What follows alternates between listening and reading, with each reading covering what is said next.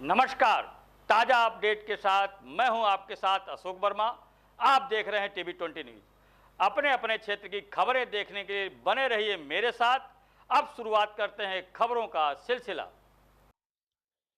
हाल ही में उत्तर प्रदेश के संभल जिले में हुई यह घटना ने पूरे राज्य में राजनीतिक हलचल पैदा कर दी है। इस पर विपक्ष और सत्ता पक्ष दोनों ने अपने अपने विचार प्रकट किए हैं। इसी क्रम में सपा विधायक शाह आलम गुड्डू जमाली ने घटना पर अपनी प्रतिक्रिया व्यक्त करते हुए कहा कि सरकार को इस मामले में कठोर कदम उठाने चाहिए।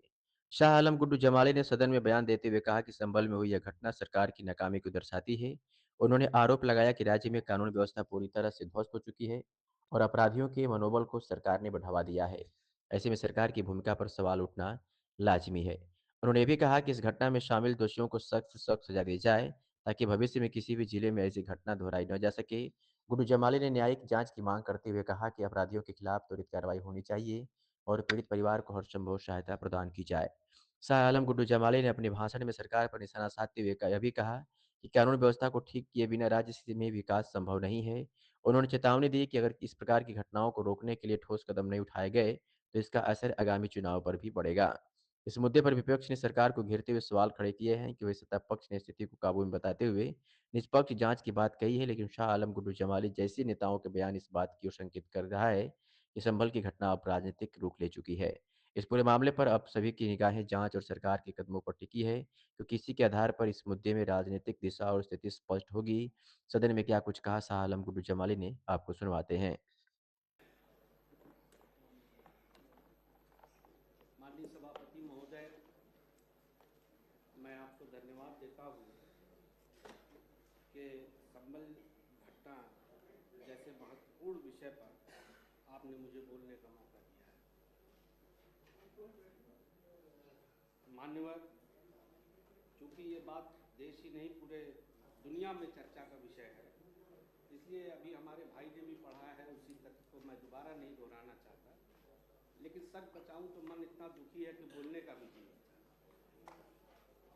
लेकिन क्योंकि जब इस पद का ग्रहण किया तो एक शपथ भी ली कि जनहित के मुद्दों को और जो समाज के हित के मुद्दे हैं वो सदन में लाना हम लोगों की जिम्मेदारी है। इसलिए बोलने के लिए खड़ा हूँ, इसलिए नहीं कि मुस्लिम समुदाय का हूँ। मान्यवर, मन बहुत दुखी है। हम दुनिया कहाँ जा रही है और हम क्या कर रहे हैं, हम अपनी नस्लों को क्या दे रहे हैं। 700 साल पहले किसने क्या किया, 1000 साल पहले देश में क्या हुआ, उसका हिसाब आज की माइनॉरिटी से मांगा जाता है। हमारे पूर्वज मान्यवर जिन्ना के समर्थक नहीं थे। हम जिन्ना को मानने वाले लोग नहीं थे। हमने राष्ट्रपिता महात्मा गांधी को माना, हमने मौलाना आज़ाद को माना, हमने नेहरू जी को माना, सरदार वल्लभ भाई पटेल को माना और उनकी बातों पर विश्वास करके हमारे पूर्वज यहाँ रहे। शायद ये गलती हो गई हमारे पूर्वजों से, क्योंकि समझ में नहीं आता। ठीक है, बाबरी मस्जिद का एक विवाद हुआ, न्यायालय ने जो फैसला दिया उसको सबने माना, लेकिन मान्यवर उसी के बाद प्लेसेस ऑफ वर्शिप एक्ट भी आया, जिसमें यह कहा गया कि 1947 के बाद अब जो भी है सही या गलत उस पर कोई चर्चा नहीं। तो मैं कभी कभी नहीं समझ पाता हूं, हालांकि ये जुडिशरी का भी मैटर है, मैं उस पर कोई कमेंट नहीं पास करना चाहता हूं, लेकिन एक अजीब सी बात है कि वाद दाखिल होते हैं और उससे भी ज़्यादा हैरत की बात है कि ऑर्डर्स होते हैं। कि भाई जब मैं कहता हूं कि अगर हम किसी कैरेक्टर को we can not change the character, तो हम where is the scope of survey, लेकिन होता है, हो रहा है। लेकिन चूंकि उसमें माननीय न्यायालय भी इन्वॉल्व है, इसलिए मैं उस पर कोई कमेंट नहीं करना चाहता।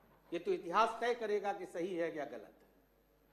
लेकिन 19 तारीख को एक सर्वे होता है, 19 के बाद ये कहा जाता है प्रशासन के द्वारा कि भाई सर्वे कंप्लीट हो गया और हम अपनी रिपोर्ट दे देंगे। उसके बाद एकाएक, चूंकि जैसा मुझे जानकारी मिली कि 29 को डेट तय थी, फिर 22 की रात को संभवतः प्रशासन ने दोबारा कहा कि भाई हम दोबारा रीसर्वे कंडक्ट करेंगे। और अर्ली इन द मॉर्निंग, बहुत बहुत सुबह वहां पे लोग पहुंचे और जानकारी ही नहीं बल्कि सारी दुनिया ने वीडियो देखा है। सॉरी, क्योंकि मैं एक बात हाथ जोड़ के कहना चाहता हूं, इसको खाली इस तरह से मत लीजिएगा कि एक माइनॉरिटी कम्युनिटी का आदमी बोल रहा है। मैं इस देश का एक जिम्मेदार नागरिक भी हूं। पहले मंदिर, अगर उस कमेटी को, अगर उस वीडियो को आप देखें, उसकी फुटेज को, तो मस्जिद में हमारे कुछ भाई नारा लगाते हुए गए। इसकी जरूरत नहीं थी। अगर सर्वे करना जरूरी भी था तो इसकी क्या जरूरत है? अगर कोई मुस्लिम कम्युनिटी के लोग इसी तरह से किसी हिंदू पवित्र मंदिर में जाएं तो जाहिर है कि क्या रिएक्शन होगा। लेकिन उसके बाद भी घंटों वहां सर्वे शांतिपूर्वक चला। फिर कुछ भीड़ इकट्ठा हुई कि भाई एक बार तो सर्वे हो चुका है, दोबारा उसकी क्या जरूरत है। और उसके बाद कुछ दोनों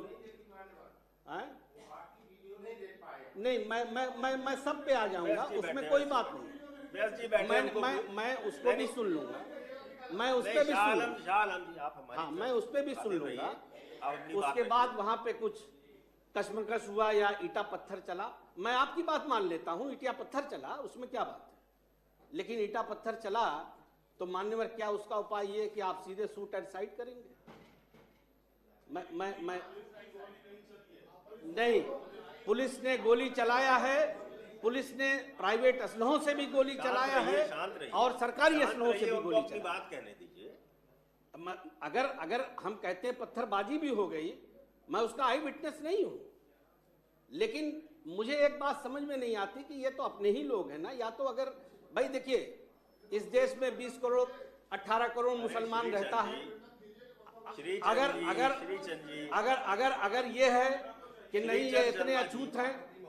माननीय नेता विरोधी दल, माननीय नेता विरोधी दल, सदन तो व्यवस्थित है, सदन व्यवस्थित है भाई साहब, कमाल है। आप बैठिए, आप बैठ जाइए, कोई बात होगी हम कहेंगे बैठिए आप। नहीं जाओ, हम सदन को आप व्यवस्थित है भाई साहब, कहाँ व्यवस्थित है भाई साहब? अरे कहाँ व्यवस्थित है सदन? कहाँ व्यवस्थित है सदन? अरे भाई साहब आप बैठ जाइए, कोई बात नहीं, थोड़ा बहुत हो जाता है। अरे भाई कोई बात नहीं, कोई बात नहीं, कोई बात नहीं। कमाल है भाई। मैं बोल लेता हूँ, फिर आप लोग बोल लीजिएगा, उसमें क्या बात है।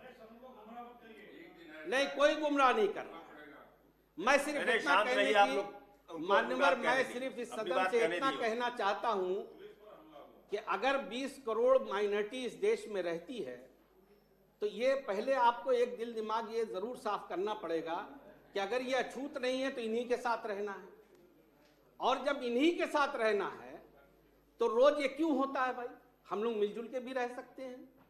700 साल पुराना मान्यवर अजमेर शरीफ में 700 साल पुराना, 900 साल पुराना इतिहास है और मुसलमानों से ज्यादा आस्था मेरे हिंदू भाइयों की है वहां पे। अब वहां पे भी खोजा जाता है। मेरे 99% दोस्त हिंदू हैं। अरे भाई मैं उनके बीच में पल के बड़ा हूं। अच्छी बात नहीं। मैं जानता हूं कि इस देश का हिंदू अच्छा है दिल दिमाग का, लेकिन मुझे बहुत अफसोस के साथ कहना पड़ रहा है, आई एम सॉरी। आप जैसे अभी राजनीतिक बहस, असल में आपके दिमाग में एक बात, मेरे भाई एक बात आप समझिए, आपको ये लगता है कि माइनॉरिटी का खाली विरोध करके ही आप सत्ता में रह सकते हैं, ऐसा नहीं है। आप डेवलपमेंट की बात करके, सकारात्मक बात भी करके रह सकते हैं। आपको ये लगता है कि माइनॉरिटी आपकी दुश्मन है, आपको हटाना चाहती है।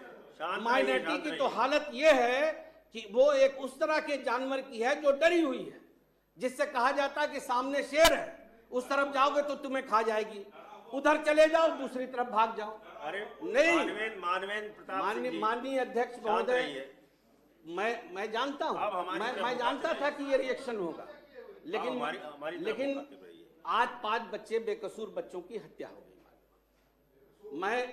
मैं अब असल में ऐसा है कि हम लोग ये भूल जाते हैं कि हमारे पास भी औलादें हैं और ताकत के नशे में बहुत बार आदमी को ये लगता है कि आज हम अमर हैं, लेकिन इतिहास गवाह है कि जब जुल्म की इंतहा बढ़ती है तो ऊपर वाला भी इंसाफ करता है। इसलिए अगर हम किसी से न डरें तो ऊपर वाले से जरूर डरना चाहिए। अभी मेरे एक भाई बोल रहे थे कि बांग्लादेश में हिंदुओं पे अत्याचार, अरे मैं मुसलमान शाह आलम गुड्डू जमाली सदन में कहता है कि कि हम उसका विरोध करते हैं और हमारी सरकार वहां से बात करे और नहीं मानते तो अटैक करे। जुल्म कहीं भी हो उसे जुल्म कहना चाहिए। लेकिन मान्यवर, मैं आपसे कहना चाहता हूं कि आप कम से कम इसको विचार कीजिए। ये अच्छी परंपरा हम अपने बच्चों को नहीं दे रहे हैं। हम तो चले जाएंगे कि कितने साल हम लोग रहेंगे, 10-20 साल रह सकते हैं, लेकिन हम अपनी जनरेशन को क्या, तो आज दुनिया कोई हम बड़ी बड़ी बातें करते हैं, हम कहते हैं हम डेवलप्ड कंट्री के 4 साल में दुनिया के बिग 4 में आ जाएंगे, तो हम अपनी जनरेशन को ये दे रहे हैं। आई एम सॉरी, अगर मेरी किसी को बात बुरी लग रही है तो मैं क्षमा प्रार्थी हूँ। मैं एक सकारात्मक बात कर रहा हूँ और बदकिस्मती से मैं उस कम्युनिटी का सदस्य हूँ। मैंने हमेशा कहा है कि हिंदू हमारा बड़ा भाई है। माइनॉरिटी कभी यह क्लेम नहीं करती। आपको हम अपना बड़ा भाई मानते हैं, लेकिन मैं ये आपसे जरूर कहता हूं कि आप भी कम से कम हमको छोटा भाई मान करके ये जुल्म मत होने दीजिए। आप रोक सकते हैं, हम नहीं रोक सकते। आप रोकने की कैपेसिटी में हैं, और अगर नहीं लगता है और अगर यही लगता है कि इंसाफ हो, तो मैं तो जो आपको ठीक लगे करिए। धन्यवाद अध्यक्ष महोदय।